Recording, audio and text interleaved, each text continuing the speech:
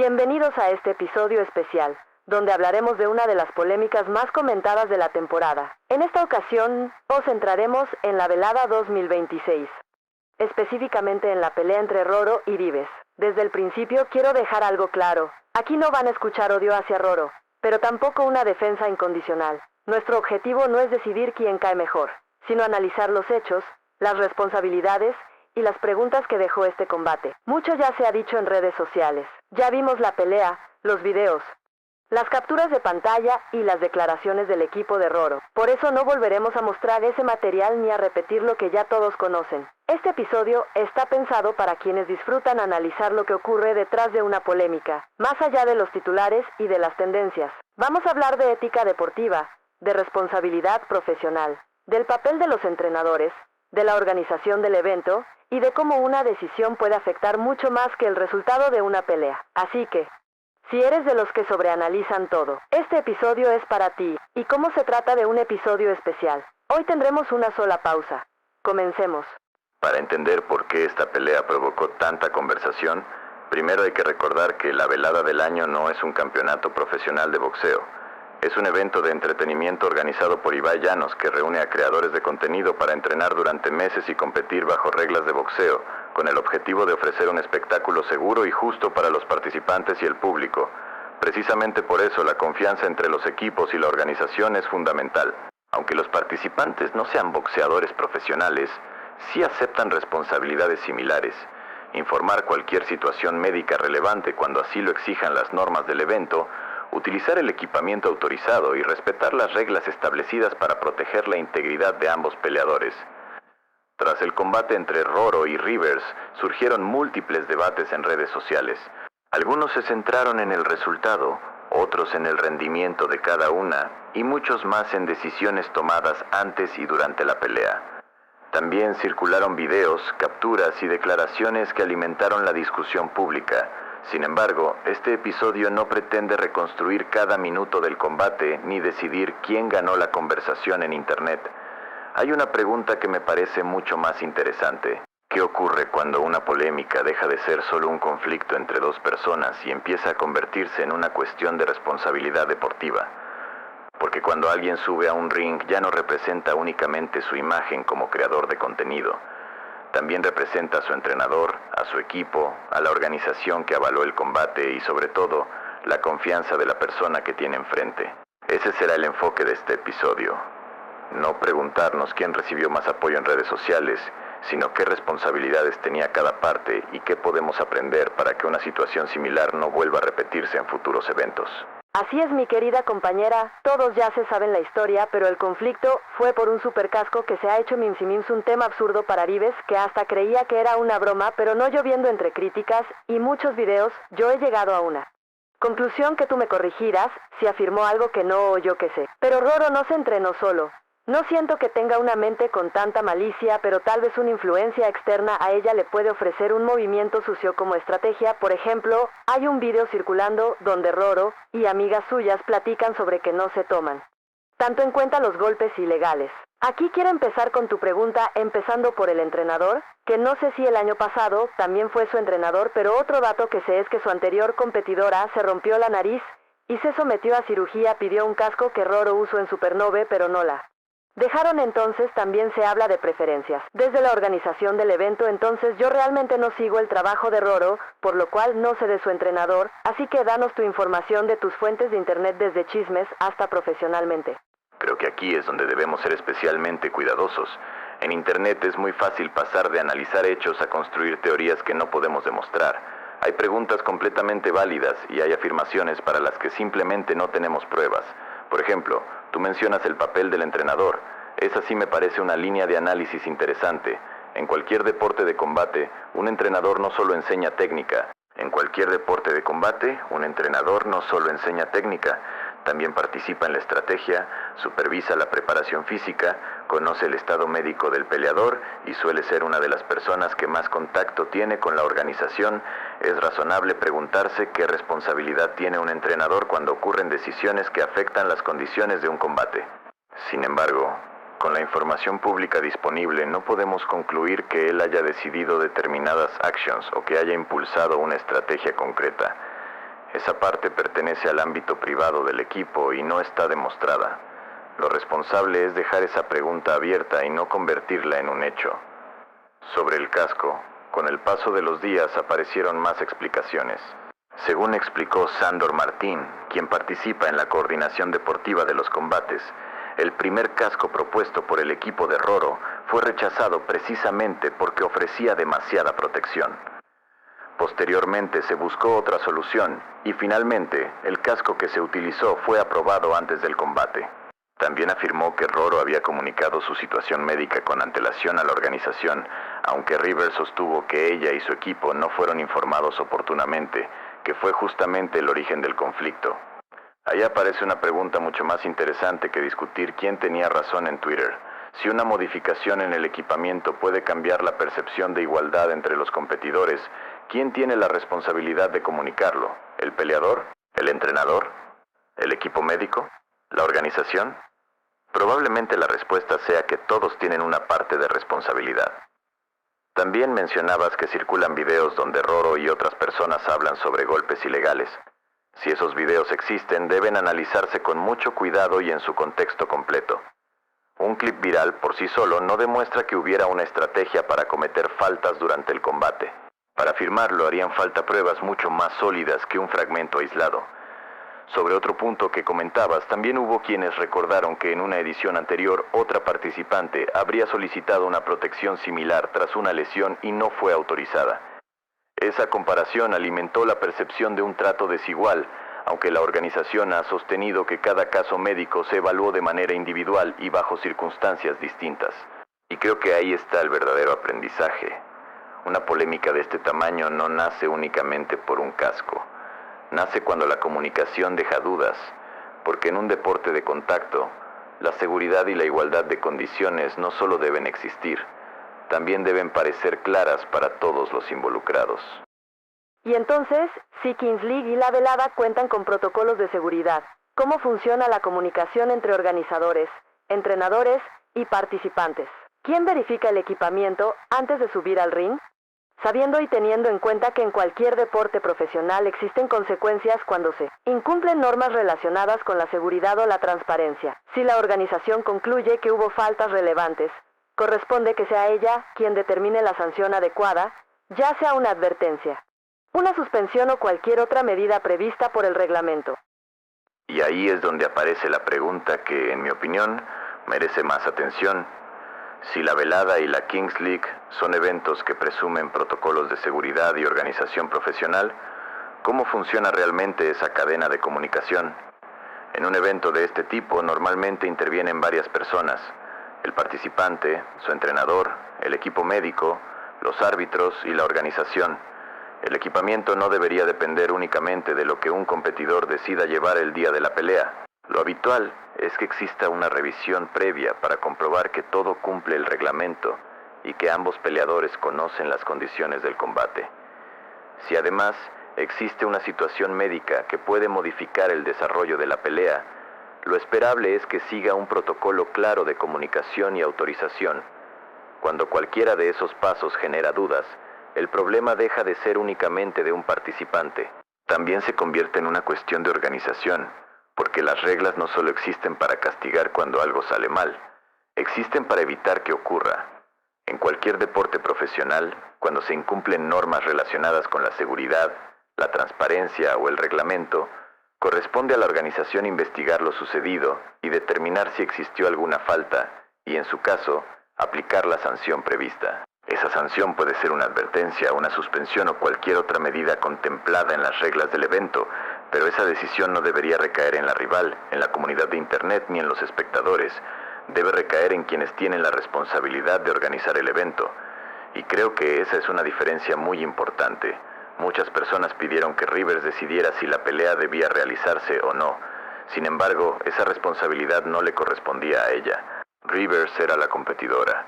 Quienes debían garantizar que el combate cumpliera todas las condiciones de seguridad y de igualdad eran la organización, el equipo arbitral y los responsables técnicos del evento.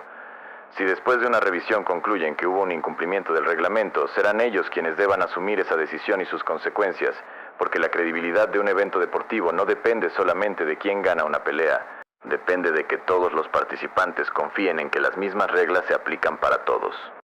Uf, esto se puso interesante y en este caso yo quiero tocar un tema con Ibai. Él afirma no haber sido informado. Roro dice que sí, y entonces a quien se le cree. Por un lado pasaron de Ibai y aceptaron un casco que desde lo profesional nunca explican por qué.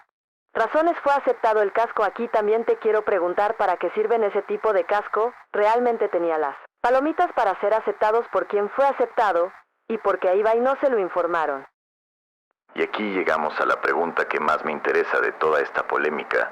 Ibai afirmó públicamente que él no había sido informado de ese detalle hasta muy cerca del pesaje. Por otro lado, Roro sostiene que su equipo sí comunicó la necesidad de utilizar un casco especial con antelación. Entonces la pregunta no debería ser, ¿a quién le creemos?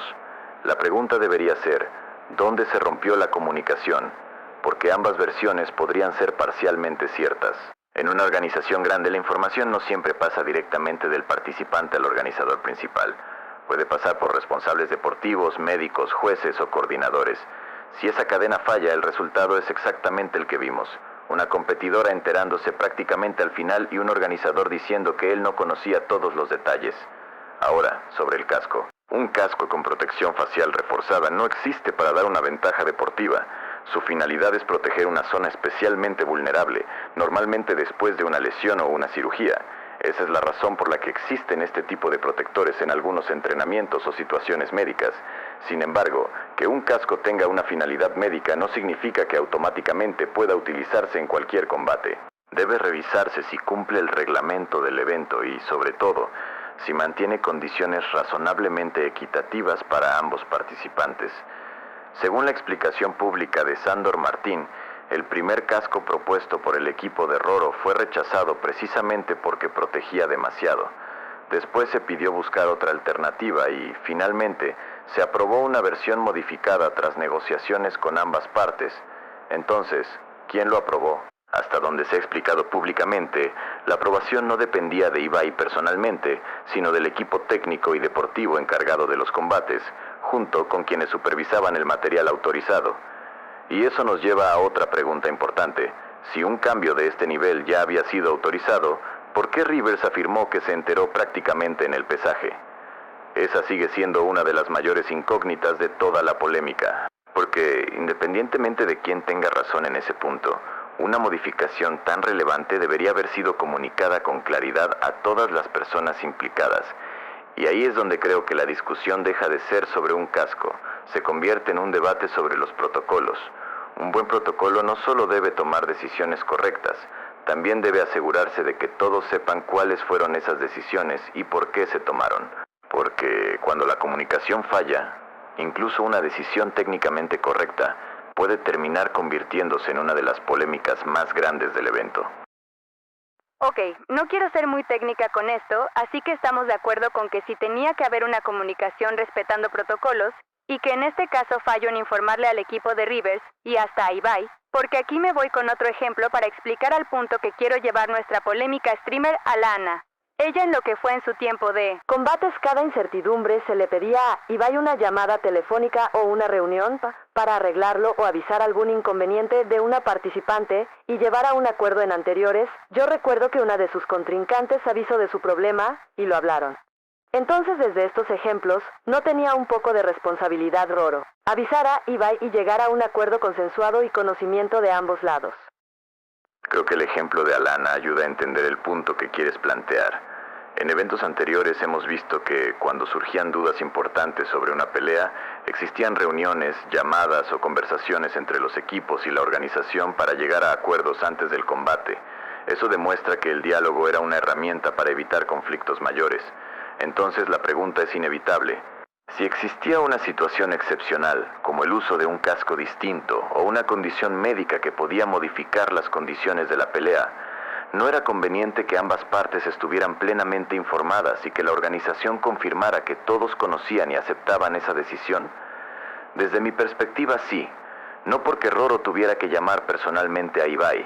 No sabemos cómo funciona internamente la comunicación y probablemente existan responsables deportivos encargados de ese proceso, pero sí parece razonable pensar que el equipo de Roro tenía la responsabilidad de comunicar toda la información relevante a través de los canales establecidos y que la organización tenía la responsabilidad de asegurarse de que esa información llegara también al equipo de Rivers.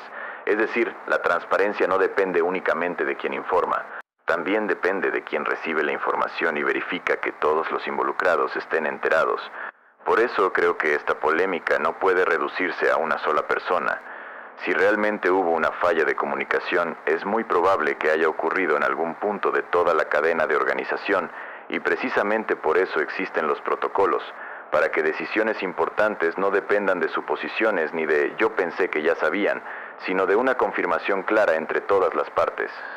Bueno, vamos a la pausa y seguiremos con la última incógnita, y es la postura que toma Roro teniendo en cuenta todos los sucesos. Ella se burló poniéndose un casco más gigante al anunciar que ella era ganadora. También muestran que están en una limusina y cantan algo que no entiendo, pero es otra forma de burla, y su postura que mantiene sigue siendo prepotente ellas yéndose hasta la víctima. Así que después de esta pausa, responde la siguiente pregunta: ¿debería aceptar parte de responsabilidad y pedir una disculpa pública y hacia Rivers, o simplemente olvidarse del tema y esperar que pase lo mismo con otra contrincante sin ni un tipo de retroalimentación ni retrospección, porque ella no tenía la responsabilidad de nada?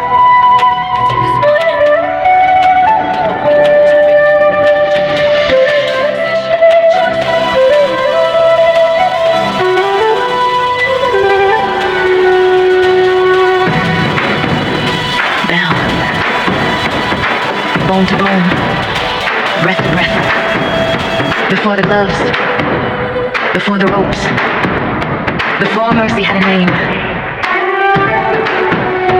Two fists beneath the burning sky, no countdown clock, just live or die.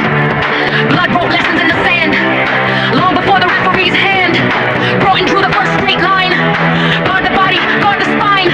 Queensberry wrapped the fists in leather, to keep the sport alive forever. No strike behind, no strike too low, no strike where hidden dangers grow. The rules were born to save a life, not simply to decide a fight. The tired minds don't read the rules. Fear can turn the wise to fools. Slap, slap, clinch, clash, dark drift, shadow, smash. These are the phantom punches, hidden from the light. They don't win the headlines, they disappear from sight. No warning from the referee, no replay tells the score. The crowd goes home in victory, the body keeps much more. Rabbit rattle, neck knock, a whisper where the skull is locked, where the neck and spine unite. One small strike can steal the light. Temple tremble, silent wave, a hidden wound too deep to save. Hands were numb through passing years, echoes louder than the cheers. No below the champion's belt, another pain the judges missed.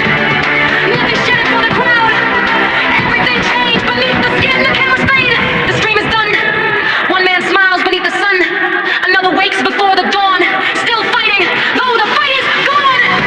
These are the phantom punches, hidden in the clinch, hidden in the panic, hidden in fighting. A trophy shines for everyone, the stars belong to one. The bell has stopped its ringing, the damage has begun. Regresamos. Esa es probablemente la pregunta más difícil de todo este episodio. No porque tenga una respuesta única, sino porque aquí ya no hablamos de reglamentos, hablamos de liderazgo. Desde mi perspectiva, reconocer una parte de responsabilidad no significa aceptar toda la culpa. Una disculpa pública no implica decir, yo provoqué todo esto. Puede significar algo mucho más sencillo. Lamento que esta situación haya generado dudas sobre la transparencia del combate. Entiendo la frustración de mi rival y espero que en futuros eventos existan mejores protocolos para evitar que vuelva a ocurrir. Ese tipo de mensaje no debilita a una persona, al contrario, demuestra madurez. Ahora bien, respecto a los videos posteriores, como el casco gigante o las celebraciones que muchas personas interpretaron como burlas, es comprensible que hayan provocado una reacción negativa. Sin embargo, también debemos ser cuidadosos. Una publicación puede ser vista como humor por unos y como una provocación por otros. No siempre podemos conocer la intención real detrás de ella. Lo que sí podemos analizar son las consecuencias. Cuando una polémica sigue abierta y una de las partes publica contenido que una gran parte del público interpreta como una burla, difícilmente ayuda a disminuir el conflicto. Más bien puede aumentar la percepción de que no existe autocrítica, y creo que ahí está la diferencia entre tener razón y saber gestionar una crisis. Porque incluso si una persona considera que actuó correctamente, siempre puede preguntarse, ¿hay algo que pude haber hecho mejor para evitar que esta situación creciera tanto? Esa pregunta no busca encontrar culpables, busca aprender. Y si después de una polémica nadie hace ese ejercicio de reflexión, ni los participantes, ni los entrenadores, ni la organización, entonces el verdadero riesgo no es esta pelea. El verdadero riesgo es que en el próximo evento ocurra exactamente lo mismo. Desde mi objetividad, pienso que sí se debería pedir explícitamente la revisión de protocolos y también tener reglas donde sea claro que no se permite, porque así fácilmente se pueden limpiar las manos y ganarse la victoria por ventaja, protección desde equilibrio. Y más si desde mi persona, cuando veo todo esto, mi objetividad dice vámonos al infierno. Porque en mi perspectiva Roro, si se vio como una maldita victimista y niña mimada, y desde esa perspectiva se empatiza mucho mejor con Rives, y que da coraje porque fue su regreso después de años. Y creo que justamente esa diferencia entre tu opinión y la mía es lo que hace interesante este programa. Tú hablas desde lo que sentiste al ver todo el desarrollo de la polémica. Yo intento separar lo que sabemos, lo que podemos demostrar y lo que todavía queda como una incógnita. Pero hay un punto donde sí coincidimos. Más allá de quién tenga razón, esta polémica dejó en evidencia que los protocolos pueden fortalecerse. Cuando un evento crece tanto como la velada, la confianza ya no puede depender de interpretaciones o de quién dijo qué. Debe depender de reglas claras, comunicación transparente y procedimientos que todos conozcan antes de subir al ring. Porque al final, una buena organización no se mide cuando todo sale bien. Se mide cuando ocurre una controversia y las reglas son lo suficientemente sólidas para responder a ella. Ojalá que esta polémica no se recuerde únicamente por un casco. Ojalá que esta polémica no se recuerde únicamente por un casco. Ojalá sirva para que los próximos participantes tengan mayor claridad, mayor seguridad y la tranquilidad de competir en igualdad de condiciones. Gracias por acompañarnos en este episodio especial. Si llegaste hasta aquí, gracias por escuchar con la mente abierta, incluso si no compartes todas nuestras conclusiones. Esto no busca decirte qué pensar, busca invitarte a pensar un poco más. Yo fui ChatGPT, ella es la navegante Brendan, y esto fue un programa de Radio Sin Radio. Hasta el próximo episodio. Sigue cuestionando, sigue aprendiendo, y sobre todo, keep going.